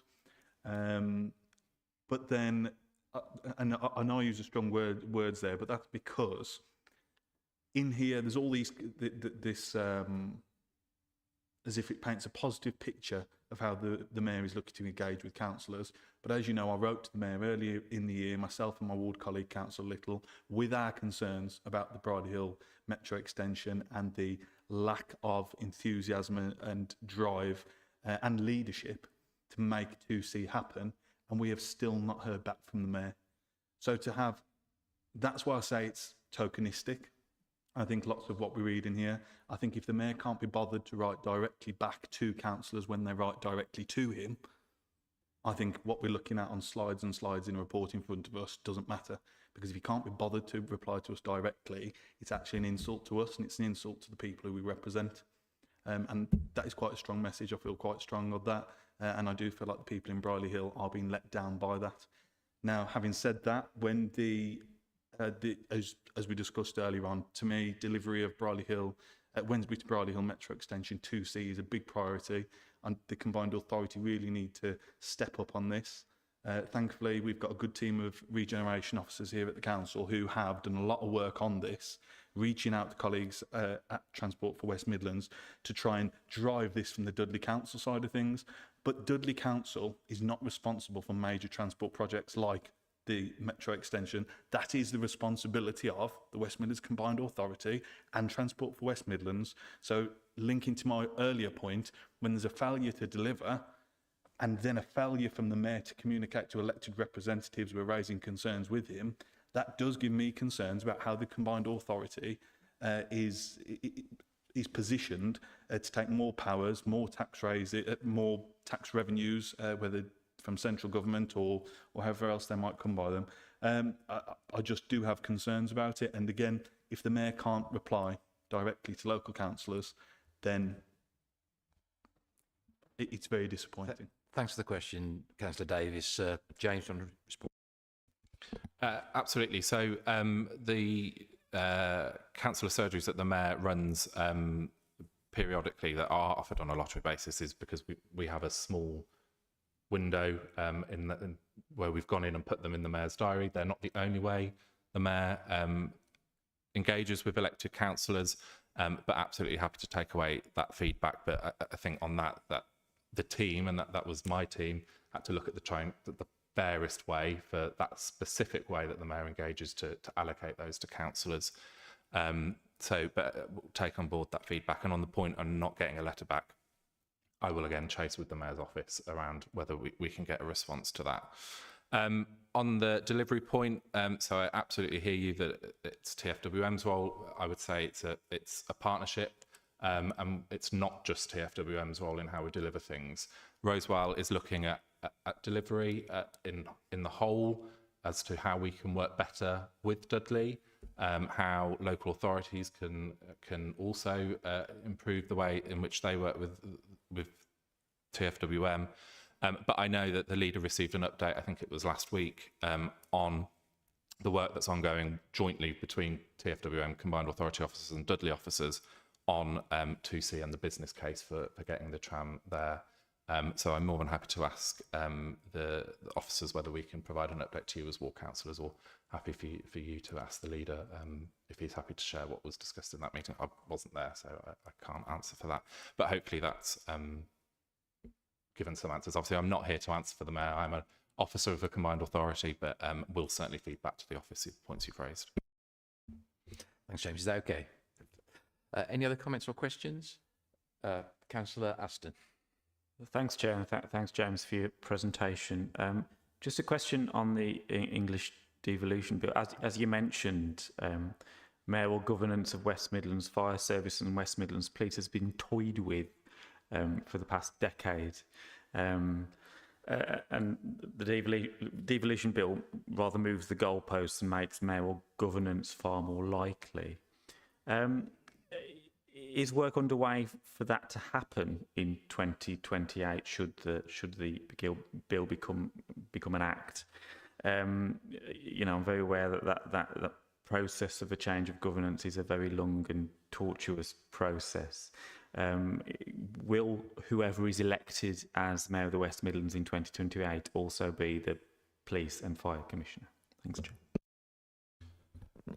So you're absolutely right. It's been toyed with for a long time, but I think that in a way puts us in a really good position to be able to respond to whatever the bill, when it becomes an act, says.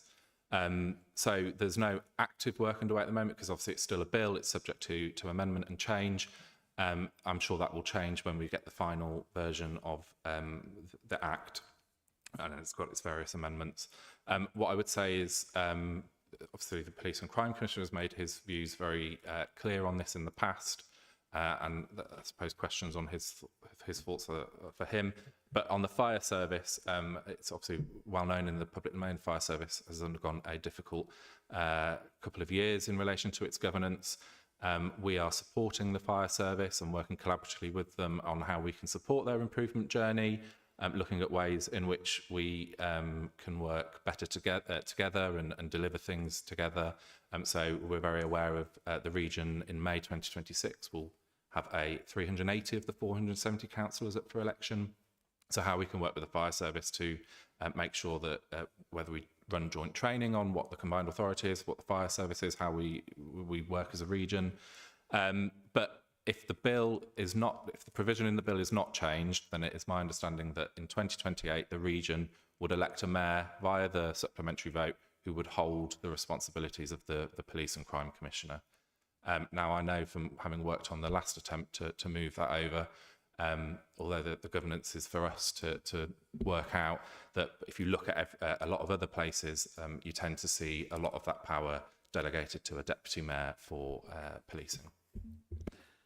Thanks for the question and response. Councillor Huxtable. My understanding, and obviously this doesn't come within transport delivery, is that how the bill is written, if the geographical areas marry up exactly as they do with police and with fire and the mayor, as laid out in the bill, that happens automatically, quote, by default. So there is no need for further consultation or anything else like that. The bill specifically says if the geographical areas marry up, the mayor takes over all those functions by default. Thanks, James. Sorry, it's just to say as well, I suppose that the powers may come to the mayor, but how the organisations work may take longer than 2028, you know, moving the fire service into the combined authority and the Office of Police Crime Commissioner, likely at very similar times as a large piece of work. So how we do that, although the powers may confer to the mayor, how that looks operationally may take longer. Thanks. Watch this space. Okay, thank you. Are there any further questions, comments? If there are no further questions or comments, I'd like to ask the committee to note the information presented. Does the committee agree? Thanks. And we'll take away what Councillor Lowe said earlier. Thank you. Sorry. Moving on to agenda item 8. Yeah, you're free to leave, gentlemen, and thank you very much. So we're moving on to Dudley Council Environmental Sustainability Action Plan. Can I invite Harjot Rayet, and I hope I've pronounced your name correctly. Can I ask you to give the presentation? Thank you. The report presented before you is an annual update on the work undertaken by the Council on the Environmental Sustainability Action Plan. Over the last 12 months, the Council has progressed a wide range of projects which the report and the action plan go into greater detail with, but just cherry picking a few. At last year's update, members were very keen that we got a youth voice on this very important agenda. So we've been very successful in getting some funding from the Midlands Net Zero Hub to deliver a youth conference this month for secondary age school children from schools across the borough to gauge their views on this agenda, to answer any questions they may have, and for them also to learn what the council is doing in this arena and how they as individuals or through their schools can do their bit. And then following on from that, another action that we've undertaken this year is that businesses and residents have come to us to say they're affected by rising energy costs. What can we do to help? So this particularly affects natural gas. As we know, most buildings, businesses in the borough are run through natural gas, but due to volatile gas prices, the war in Ukraine, we are seeing these rising for residents and businesses in the borough. So how can we move that away from that, and how can we help the borough?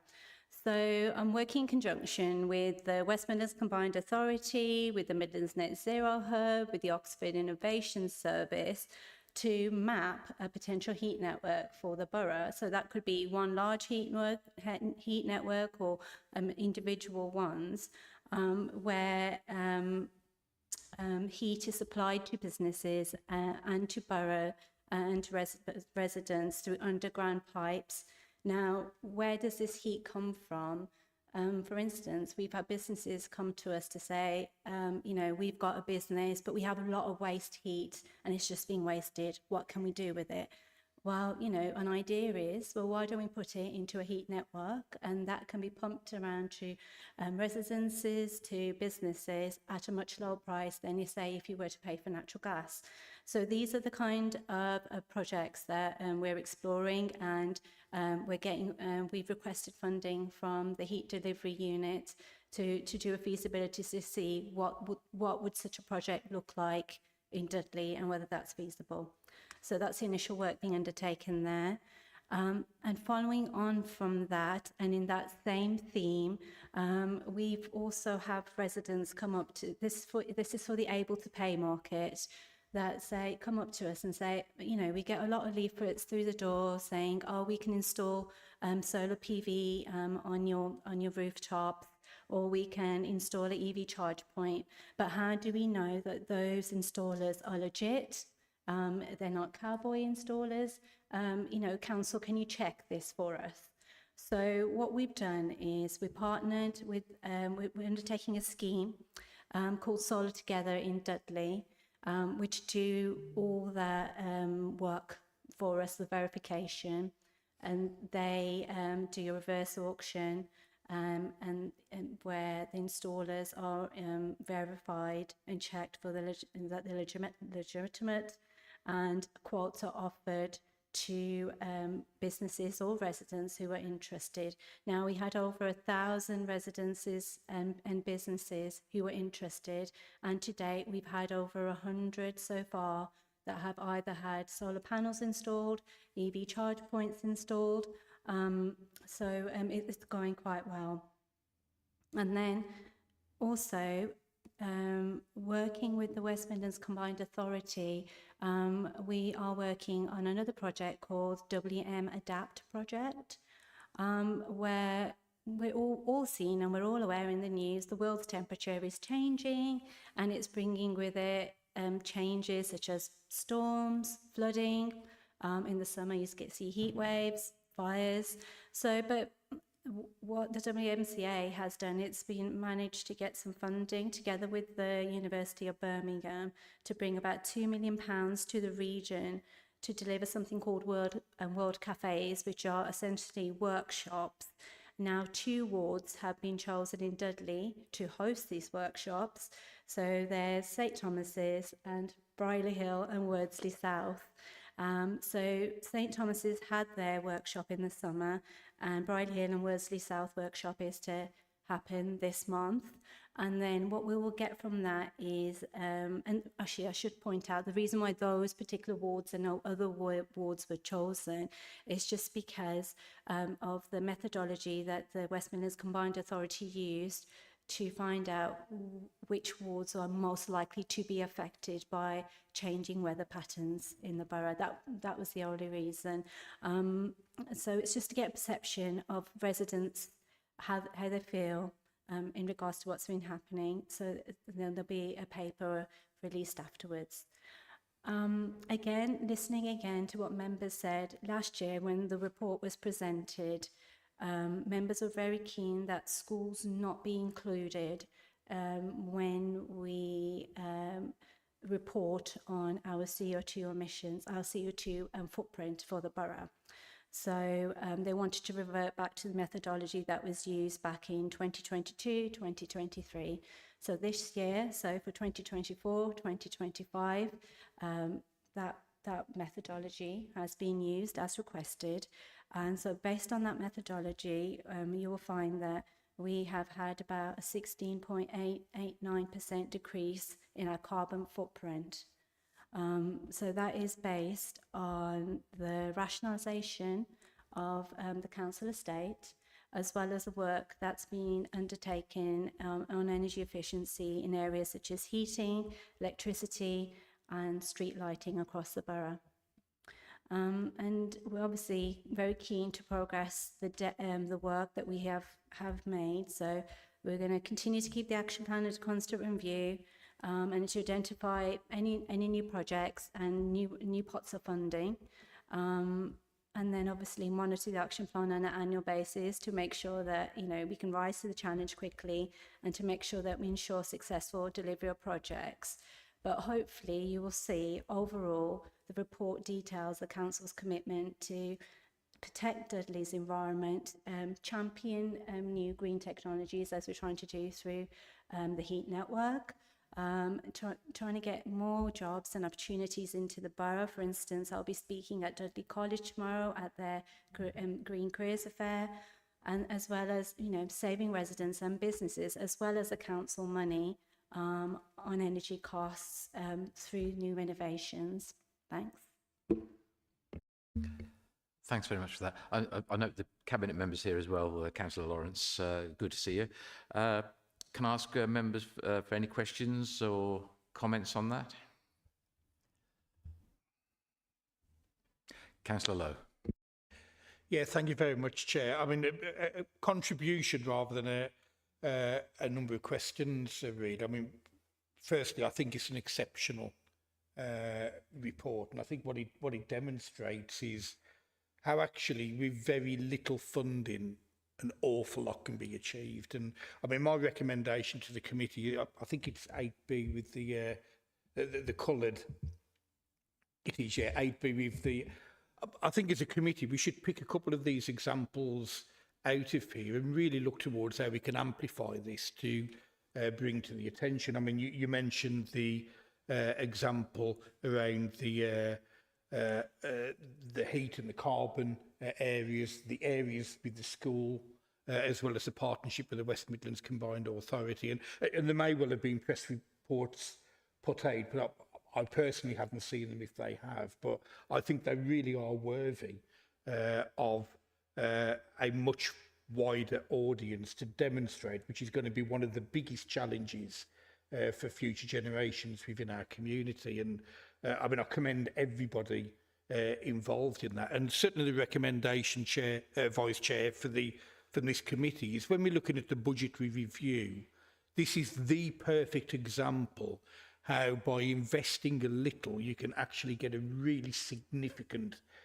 output as a result of that. And if you read 8B, you can actually see that it's cross-fertilises across the whole council and into many areas, and direct into some of the most deprived communities that we have. So there's a public health impact as well as an environmental impact. And after the previous item where I know you've heard my comments, it was an absolute joy to read this report. And believe me, I don't. Well, no, I think I actually do. I commend when it's worthwhile. But this is one of the best reports I've read in a long time, and there's some exceptional work. And importantly, even with regard to people who aren't yet of voting age, it will encourage them the importance of getting involved in democracy as well. So thank you very much indeed. Thank you. Thanks for those words, and thanks for the report. Yeah, I too was impressed with this. I hope other members of the committee were impressed. Was there a specific recommendation, Councillor Lowe? Yes, it's just that when we look at the budgetary setting the budget, I think we need to draw reference back to this report as an example in very difficult times of austerity, how we need to protect certain areas to ensure that the work can continue. Colleagues may remember a couple of years ago a similar recommendation was made with regard to public health, to look towards how we could ensure that we could protect the funding of public health. The environment is often, or the areas such as this, is the first thing to be under attack because elected members don't necessarily see the benefit through their 4-year tenure. But if we're taking a longer term view, I think we need to ensure that we ring fence and protect funding in these areas. Hope that makes sense. Thanks very much, Councillor Lowe. Before we come to recommendations, can I ask if there are any other questions or comments on the report? Councillor Lawrence. Yeah, thanks, Chair. I just wanted to add, it is a brilliant report, and I just wanted to congratulate Harjot and her team. I was going to say team, but she hasn't really got one. It is literally just, you know, Harjot. I'm no Greta Thunberg, but I know this is really important, and I also know that it could potentially save us lots of money in the future if we start to do things now. So, you know, one of my priorities as Cabinet Member covering this is trying to get some extra resource for, you know, Harjot to carry on that work and get some bigger projects off the ground. So, you know, the support of the committee in doing that would be helpful. Thank you.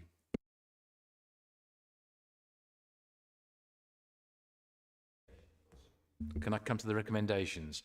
There are two that are already listed, and then I'll come to Councillor Lowe's after that. Yeah. Oh, sorry, Councillor Davis, I didn't see you. No trouble.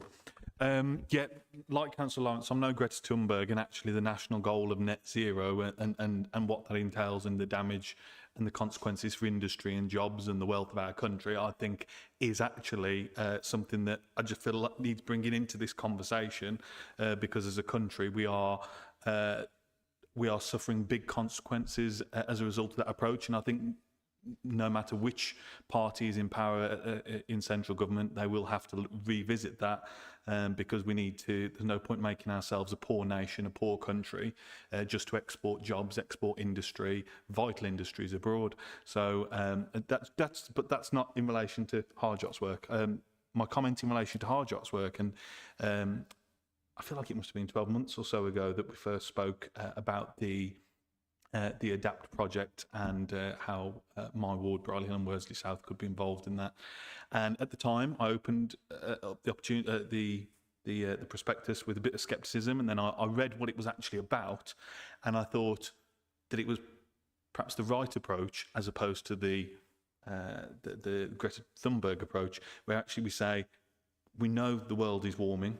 We know that the impact that Britain, if we shut down all our industry overnight, would not slow that down, would not stop the heat.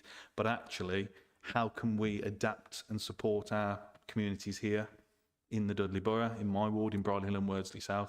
How can we support them to mitigate any consequences that might come from that? So actually, the piece of work that the WM ADAPT project represents, I think, is a worthwhile one. So I just want to say thank you to Harjot for work on that. I think it will be a difficult piece of work, and actually what comes out of the cafes, I don't know how useful that will be. So that will be interesting. But I think even if there isn't, there aren't some clear steers out of that, I think it is still worth the council doing what you're doing, which is looking to see how we can support our population against any consequences that might be coming. Thank you. Thanks, Councillor Davies. Are there any other questions or comments on this? Thanks. Can we come to the recommendations then? There's the two recommendations are that we note what you've achieved over the last 12 months on the environmental sustainability journey, and that we agree that with what you set out, will you continue work on the environmental sustainability actions to improve the council's operations and activities and influence, and we endorse that. Can we agree that those two first as a committee? And then thirdly, we've got another recommendation that when we set the budgets this year, that we should note that this work should continue, whatever comes out of the budgets, this work needs to continue. I think that's what you were saying, wasn't it, Councillor Lowe? Yeah, I don't think we should necessarily be as specific as that, because we don't know what the financial position should be, but recognise the importance of the work and the appropriate prioritisation of the work. You've worded it better than me. We got this. Yeah, does that make sense? Yeah. So thank you for that. We can move then on to item 9, which is the Balvinda. Sorry, I haven't been recognising you guys on the screen. Are you still awake, Balvinda? Yes, no, I'm here, Chair. Can I invite you then to present the slides and on the improvement plan progress, please? Yeah, thank you, Chair. So this is just an update from the September improvement panel meeting. So as you know, the council has put in place an external improvement panel to provide that external check and challenge to us on our improvement journey, which covers, our medium-term financial strategy, which Lisa will cover, so I won't cover on that because she's got much more up-to-date information. It talks about our organisational redesign, our leadership, our governance, and how we're doing on the achievements to make sure that we not only achieve financial stability, but that sustainability, and we have a clear programme of improvements. And since July, the requirements of the best value notice have also been added. Now, the best value notice progress is done via meetings with MHLG. We meet with them monthly, and then we have a formal quarterly review where the chair of our improvement panel also joins. So we've had the first of our quarterly updates with MHLG, and they are very pleased with the progress that's been made. They didn't add any additional comments or additional requirements that they needed from us to provide assurance that we were on track. And then the final matter is the housing and assets, the lifting of our notice from the regulator, which work is progressing with in terms of compliance. The other part of the improvement panel and the improvement programme is the improvement panel. The external members can request updates on any aspect of the work of the council. So at the September meeting, they received an update in respect of children's services in respect of housing and assets, in respect to the best value notice, and on governance. Because this is in relation to the September panel, we have also had the October panel where they had a deep dive on children's services and the joint work that housing, adult social care and children and young people are doing to make sure that, because we have our own housing estate, we have our own housing stock, that we are maximising the use of that for vulnerable adults and for young people who are transitioning to adulthood and preparing for adulthood. So both those meetings, the improvement panel were assured, and in February, the improvement panel will also meet with MHLG to have a discussion about how the panel's progressing, how we're progressing on our improvement journey, our finances, so that they can get that check and challenge from them as well. So just going back to the panel, Just really, I provided an update to the panel on progress with recruitment to our senior management team. So you can see in your pack that you've got the update that exists. We have had further recruitment since then, and new starters have started, and we had our first senior leadership team meeting this morning of the new team, which went really well. And then the monitoring officer gave an update on the work that we are doing around ensuring that scrutiny is effective, the training that the LGA are providing for elected members in respect of scrutiny, chairing of audit committee, chairing of standards committee. We've now got our external co-chairs for both the audit committee and standards committee appointed, which is great. The LGA peer assessors have shadowed scrutiny, some of the scrutiny meetings, and given their feedback. And what we are looking at is a continuous program of improvement and training so that we continue to improve the scrutiny process. The other thing we have updated the LGA and the improvement panel on is that we will repeat last year's what members reported back as very effective scrutiny meetings in respect to the budget. So again, this year we will do 4 nights of scrutiny for each group of the council, and each night will be chaired by the appropriate scrutiny chair so that the cabinet members can come and talk through the budget changes for their groups and receive the assurance and scrutinise the budget effectively that way. So the monitoring officer also talked about how the scrutiny handbook is being updated and developed, again, to provide that support. He gave an update on the work that we're doing in relation to the Constitution. So you've seen the council procedure rules that were updated and the various items that we are doing in readiness for the Constitution to come back early in 2025 for council to approve and review further. We've also kept them updated about how we are ensuring that not only do our budgets remain stable, but they remain sustainable, so that things like our pay cost control board and value for money panels and budget challenge sessions are all continuing. So those bodies now meet. So the pay cost control board looks at every vacancy the council has to make sure, does it meet our priorities and is it on the establishment and is it fully funded? It also reviews any requests for interim or agency staff so that we can make sure that they are needed for business need. Value for money panels review all spend over £1,000. So again, it's all around the essential spend that the council needs to make. And I have to say, the value for money panel is made up of a cross section of our staff. And, you know, those 2 panels were critical in helping us achieve the positive outturn that we did in 24-25 on the budget. So we've continued for those. And then the budget challenge sessions, which have now concluded for officers, are now moving into the period where we start to consult on the budget and discuss the budget with the cabinet, with group leaders, and those sessions are now being arranged. The senior management restructure, the way that the senior management team are working is constantly checked and challenged by the improvement panel, and there has been that really positive feedback. So in September, we had Ofsted and DFE come and visit us, and the whole of the corporate management team, the leader, the deputy leader, the shadow leader, and both portfolio holders for children's were there. The portfolio holder for adults would have been there as well, but she was away.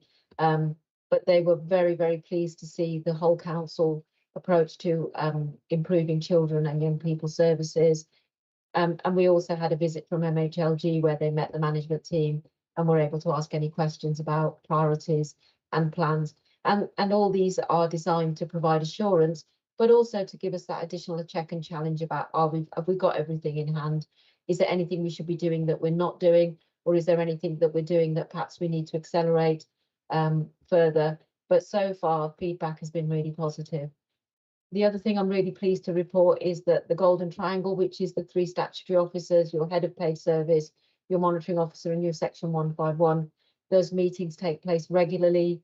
We meet every week, and we discuss, you know, what are the key issues that we need to make sure that effective governance flows through the organisation, and that we are checking and challenging key decisions that are put forward to the cabinet to make sure that we we give that overview of statutory officers, and there's that clear golden thread in the way that we're working. So those were the things that we were giving. And then we always do a forward look with the panel about what we're looking at. So what we're doing around governance, what we're doing around training, what we're doing around improving our project management approach, and how the improvement plan is going to get into delivery of transformation programs, when to date it's really been focused on the urgent projects to make sure that we sustain our finances, we get our organisational redesign underway, starting with the senior leadership team. And I'm pleased to say all of those are on track, including the savings that were identified against those things are on track to be delivered. So I said I wouldn't talk through the budget, and that's fine. And then the only thing that we attached to the September meeting, and there's a further update in the Cabinet going tomorrow on progress that we're making with the Council Improvement Plan. So I attached that report for ease so that the Scrutiny Committee could see it. And basically it gives an update from sort of October 24, building on the previous report I did, which took us to September 24, just talking about the progress that we've made and the changes and the movements and the improvements that we've made and some of the things that we want to do. What I also did in this Cabinet paper, which I thought would be helpful, is one of the most important thing is how do we improve culture? How do we improve the buy-in and involvement of our wider staff? How do they feel engaged in the changes? Because this is their council, and actually everything we've achieved on the budget, on the improvements, on the journey that we've taken, none of that could be achieved without the buy-in and commitment of our staff. And they have been phenomenal in the work that we've achieved. I just thought it was useful that you could see some quotes that were provided by directors that their staff had said, by children's services, because children's services have been going through quite a bit of improvements themselves. So, and of course, you've got the comments from the chair of the improvement panel there. Yeah, so happy to take any questions, Chair. It's quite self-explanatory, my paper. Thank you. Thanks for that update on the improvement plan, Balvinda. I invite questions, comments. Nobody? Yes, Councillor McGowan. So on one of the pages, I think it was page is 105 to 108, there's various references to comments made by staff feedback showing impact of improved focus on engagement in children's services.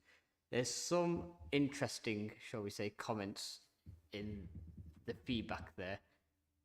Can you give us an update on how that feedback's been received and what actions have been put in place as a result of that feedback? So the work that we're doing in relation to, you mentioned specifically children's. So if I go to the comments from children's, the work that we've done is about one, more regular engagement. So Gerard Jones, who was the interim director of Children's Services, and our new permanent director, John McWellraith, both are committed to talking to staff across the section, getting that feedback and building it in. And then every week the departmental leadership meets and there are questions asked that what as a head of service are you doing to improve staff engagement within your teams? What do you think the leadership of Children's Services should be doing? And it talks about how can we improve engagement. So since this work started, the measure that I've got, Councillor Muddle, is that sickness levels are down in Children's Services. Caseloads are much more manageable. We've had reduced turnover in staff leaving. We've had fewer vacancies. And we had the recent Ofsted focus visit, which the letter will be available on the 20th of November to the council. But in one of those sessions, I had feedback that they'd spoken to an agency member of staff who had said that they had been so pleased with the cultural changes and the improvements and the support they'd received that they were now applying for a permanent job. So this is all about, to the staff, you say we do. And what's now being checked and challenged is that is this the golden thread running through the whole organisation? So it's one thing for the Director of Children's Services to say this, but the check and challenges are the lower, other middle managers and the team leaders all following that staff through. And I just thought it was just useful for you to see some of the feedback from staff that they gave voluntarily to just show you the direction of travel we're taking on children's services, because we have had challenging times and workloads have been high, and they've had some challenges, but they can certainly see the improvements we're making and the impact that we're making. And that, as I say, has had a positive impact on staff sickness, staff turnover, and reliance on agency workers, because we're able to recruit. The other thing we have done is we put a lot more emphasis on trainee social workers and bringing in trainees so that we can train them and they can build their career. And through the support of, and again, with the council's finances being more stable, we have been able to invest in those trainee social workers. The first 14 were recruited, with the remaining, so we approved 28, the remaining ones will be in place by 1st of December. And again, I can share sort of videos that the trainee social workers have made, just to demonstrate how much they're enjoying being part of Dudley, how they feel supported, and how their training and development is really a key focus for them, and how they really want to build their career in Dudley. So we're on a journey. We have still got improvements to make. We have still got things that we want to do more for staff. They really like the Cable Plaza building that they're now based in. It's a much more modern, it's probably one of our best offices, if not the best office. So they can now see, that there's investment in not only making sure our children are safe and healthy in the borough, but also the workforce and their commitment. Thank you. Thanks, Balvinda. Councillor McGowan. Thank you for that answer. Can I just make a recommendation? So when we're getting feedback from staff, that feedback should really be, if we want to get accurate and honest information from our staff who are actually doing the work, that feedback needs to be anonymous so that they feel comfortable enough to be open and transparent. I don't know if that's a common thing, but it's saying about the service managers speaking to their members of staff. What about the staff that don't want to be open and upfront face to face? Is there a mechanism where they have the ability to say what they genuinely think without the fear of recourse in their actual job? Balvinda, would you like to respond? Yes, of course. And Councillor Muggle, you make a really good point. And of course, staff don't have to give their name. These were staff who volunteered to give the feedback. Absolutely, staff are, and one of the things that's really, for me, starting to become embedded is staff do feel more able to speak out, more able to talk about the things they'd like to see that are going well or they'd like to see improved. But absolutely, anonymous feedback is given. We have the council whistleblowing process, so they can feedback any concerns through that process. They can give feedback to any director. They can do it anonymously. And of course, if somebody raises a concern that they are not heard or they've got concerns, then that will be taken up. The issue with anonymous, if a member of staff doesn't identify themselves or the team they're working in, it does make it harder to target the action. So one of the things that I'm really keen on is that we build trust and we build that ability for staff to speak out with feeling that they can say. So I personally do all staff briefing every 6 weeks now, and probably 20 of them, because they're face to face, most of them with only one on Teams, and we go around the borough. And those meetings are very open and increasingly well attended with lots of questions. So yes, absolutely, a member of staff has got the ability to put an anonymised feedback in, but it's really hard to tackle it in a way that will make a meaningful impact for them. But that is in place for them, yes. Thank you, Balvinda, and thanks for the question, Councillor McGowan. Any further questions or comments? If there's no further questions or comments, I'd like to ask the committee to note the information presented. And does the committee agree to note? Yeah. Thank you. Moving on to item 10. Can can I invite Lisa Quito, Interim Director of Finance, to present the report, please? And can I ask members to keep any questions until the conclusion of the presentation? Over to you, Lisa. Good evening, thank you, Chair. I'll keep this brief because Balvinder's talked quite a bit about the budget, so I won't repeat some of the things that she's in there, that she's covered. But this is the Q2 Financial Monitoring Report. It's a regular report. This one's going to Cabinet tomorrow. There are no decisions attached to the report, but it's very much about noting the financial position. It covers all aspects of the budget, so it covers the revenue budget, and that includes things like the HRA, the DSG, the Dedicated Skills Grant, the Public Health Grant, and also our capital and our capital monitoring. So I think, first of all, it's pleasing to note from the report that actually the forecast overspend that we had at period one or Q1 of 2.5 million, we've actually seen a reduction in that, and we're now forecasting an overspend of 1.3 million. Now, it goes without saying that there are pressures within the budget, and we are still seeing pressures in children's social care, particularly around children's placements, but they're being offset by underspends elsewhere across the council, in places such as adult social care, and we've also seen some underspends on our capital financing costs, and some of that is directly related to the fact that we've got slippage on our capital programme. So the report sets out the detail, and you've got access to that and an explanation of the variances in there. I think it is pleasing to note in terms of where we are on our savings targets, and Balvinder's already mentioned that in her update. But 25-26, there was a really challenging savings target included in your budget. So 61.1 million was significant.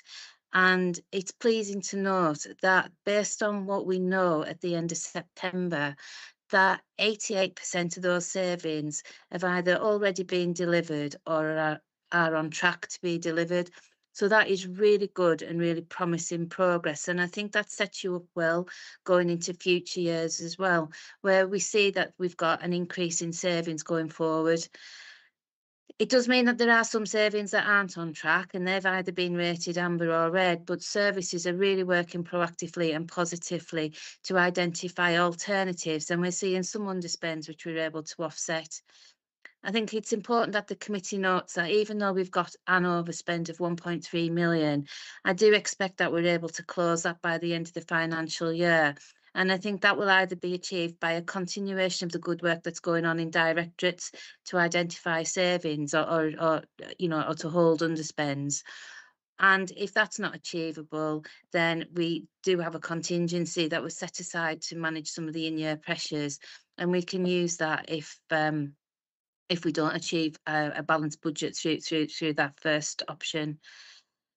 In terms of the Dedicated Skills Grant, as we've seen in previous years, there is a forecast overspend on the Dedicated Skills Grant. This year it's 15.7 million, and that means that cumulatively, based on what we know so far, that we're likely to see a cumulative deficit of over 60 million on the DSG. So as we've reported previously, it's not an issue that's unique to Dudley, but nevertheless, we do need to make sure that we've got as much around this to try and manage that deficit down, and at least in the first instance, look to stabilise the position and then longer term bring the deficit down. So there's work happening within children's services to try and achieve that. Reserves is another key factor. So when MHCLG and everybody else is looking at the financial resilience of the council, they will look at reserves, and a decision was made when you set the 25-26 budget to add in 5 million a year into your reserves. We've been able to take the opportunity, and that was reported at Q1, to increase the amount of money that's gone into reserves simply by looking at what we'd put to one side and stress testing that to see is that funding still available, and where it's not, we've released it into reserves.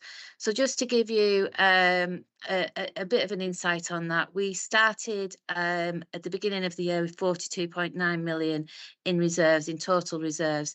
and we're on track to increase those reserves to 55 million by the end of March 29. So that is real good progress in terms of that. And again, that gives confidence to MHCLG that the grip that Balvinda talked about is happening within Dudley. And we've not released the grip in terms of our pay cost control boards or our value for money boards. They are very much still front and centre and part of that financial management that we've got within the council. HRA is a balanced position. In there, they are reporting, however, some underspends this year, and that's largely driven by the fact that they're doing some restructuring. Now, all of that needs to stay within the HRA because it is a ring-fenced budget. The service, and we've made the decision that actually that underspend will be used to help contribute towards the cost of capital, because capital again is a big expenditure within the HRA, as you would expect. And rather than increase borrowing, we've taken the opportunity to use that underspend to reduce the need for borrowing. So that is a real positive step again. On capital and the wider capital programme for the council, there's an overview in there in the report around that.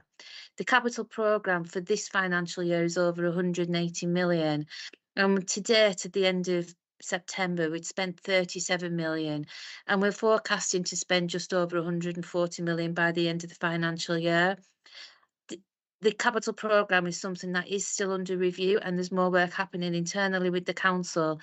And to support that, we've just set up a new capital board, and that is starting to review where we are on the capital programme to look at some of the things like our profiling, our slippage, and just to see if there are any factors that are preventing us from spending capital monies in the timeline that we'd expected. So that's, again, a positive step around that. And again, it is enhancing the overall financial grip around the programme. So I'll leave it there, and I'm quite happy to take questions. Thanks for that, Lisa. Can I ask the first question, which I think is probably going to be very easy for you? The savings delivery RAG table you've got, I understand red, amber, green. What's the blue for? So we're being really strict and really strict in terms of how we do that. So the blue is it's where we've got the money in the bank, so it's actually been taken out. So it's gone. Green is where it's on track and it will be delivered. But we are holding everybody to the highest test. So and most of it will turn blue and then probably before Q3. But we just want to make sure that we've tipped it into cashed. Okay, I said that would be easy, thank you. Further questions, comments? Councillor Aston. Thanks, Chair. And I'm very aware this is coming to Cabinet tomorrow night, so I won't delve too far into it. Just for a question for some context and clarification, really. You know, Lisa, thanks for your comments on the dedicated schools grant and the high needs block deficit. Just for context, where are we in comparison to other local authorities? Are we saying that every council is in a similar position? Are we, where are we in relation to others? Thanks, Chair. Yeah, and to be honest, I can't give you an exact position in terms of where we are, but what I can say is I think virtually all councils have got a deficit on the DSG. There are some county councils that are reporting deficits in the hundreds of millions. So we're not in that space, but what we do know is that deficits can really quickly escalate. So you can set off with a small deficit in year one, and then in some authorities are seeing a doubling of the in-year overspend, which means that it escalates really, really quickly. So I would say we're probably within a pack with a number of authorities, but I just don't think we can sit back and say, we're doing okay, because we know and we've seen evidence from elsewhere that it can escalate really quickly. Thank you. Thanks. Questions, comments, anybody? Councillor Mughal. Councillor Davies. Very kind, Councillor Mughal. Obviously, so many items listed in here that we could dig into example after example and ask questions about example after example. But I'll just focus on one that's slightly different, which isn't necessarily a saving, but it's one that it'd be good to just hear bit of information on. So on page 145, we've got the Connect to Dudley dividend. I remember when we first agreed and commenced Connect to Dudley, and there are obviously forecasts about the financial benefits of that. So just wondering, Lisa, how that performs against what we were expecting. Were we expecting that dividend? Were we expecting it higher, lower? Where are we? And to be honest on that one, I'm going to have to come back with some information if it, you know, and I'm happy to do that after the meeting. But I've not got the detail on that specific one. No, that's fine. Yeah, no, if you can go back to us, that'll be interesting. Thank you. Yeah. Thanks, Councillor McGowan. I just want to raise the overspending the digital of 0.6 billion, and it gives the reason as plans not being fully established within the time frame to deliver it for this financial year. Why were those plans not in place in time?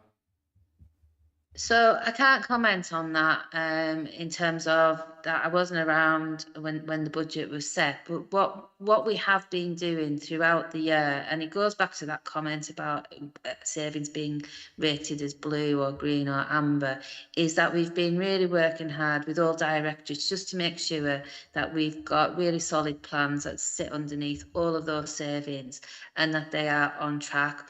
Unfortunately, with that one, we've not seen enough detail in terms of how that can be delivered. Now, that is something that we are very mindful of, and we know that that particular saving increases as we go into 26, 27. So I think with more capacity now around transformation and that corporate capacity, that is very much something that is high on the radar and high on the priorities for us to look at in terms of what do those plans need to look like, and corporately and collectively, how do we look to deliver those? So that is not a saving that we're saying won't be delivered in the future. We're just saying at the minute, in terms of 25, 26, it's not on track. Councillor McGowan. Okay, it's fine saying that we may deliver in the future, but if I can't get answers to why it wasn't delivered this time, that's not going to help us in the future stop it from happening again. We need to know what went wrong this time to stop it going wrong in the future. Yeah, so I'll just jump in there, and I know Balvinda has got her hand up, but you'll know that when we set the budget, we've got to do a Section 25 statement. So as part of the work that I will be doing as we set the 26-27 budget, is to look at all of the savings that we've got to make sure that we've got robust plans in place. I do think, though, we can't move away from the fact that there is a really good story around savings, and 88% of your savings are on track, and that is really, really strong performance. There are a couple there that are off track, and we need to recognise that. The important thing for me is that we're standing up something that starts to look at how we recover the position. And I'm confident with the discussions that we've had, and also in terms of the progress that we've seen this year, that we'll be able to do something really quickly in that space. Did you want to come in, Balvinda? Yeah, just simply because Lisa's right. It was part of last year's saving schedule. So it was a saving that was put forward as a transformation saving by the Customer and Digital Directorate, but it was an enabling saving for the wider organisation to deliver under transformation. And what we haven't done is put the plans together about how that will be realised. So Lisa's right that next year that becomes a cumulative saving of over £1 million. And that's what that is. So it will be delivered. I still hope that some part of that will be delivered this year, because we are now pulling the plans together. But what you've got in front of you is completely transparent reporting. So where something is red and not got the robust plans against it yet, we're showing that. But we are still attempting, as Lisa said, to make sure that we catch up with those plans. What you're seeing is something that is 6 months into the year. We do hope to at least deliver part of that in transformation saving. But the issue with transformation plans is that programs is that when you start them, sometimes the savings don't always come out in the financial year, and they will come out next year. But the programs will definitely be started. but with the forensic approach we're taking to make sure that we give you the transparent reporting, it is only right that we show you that at this point in time that is red. Thanks, Balvinda. Is there any other comments or questions? Can I, from the as Vice Chair of this committee, just make a comment that I'm not necessarily expecting an answer to, but you've obviously made great progress on savings and well done on that. But I think it's just worth noting that some of these savings are having impacts on our communities, and we just need to bear that in mind. Thank you.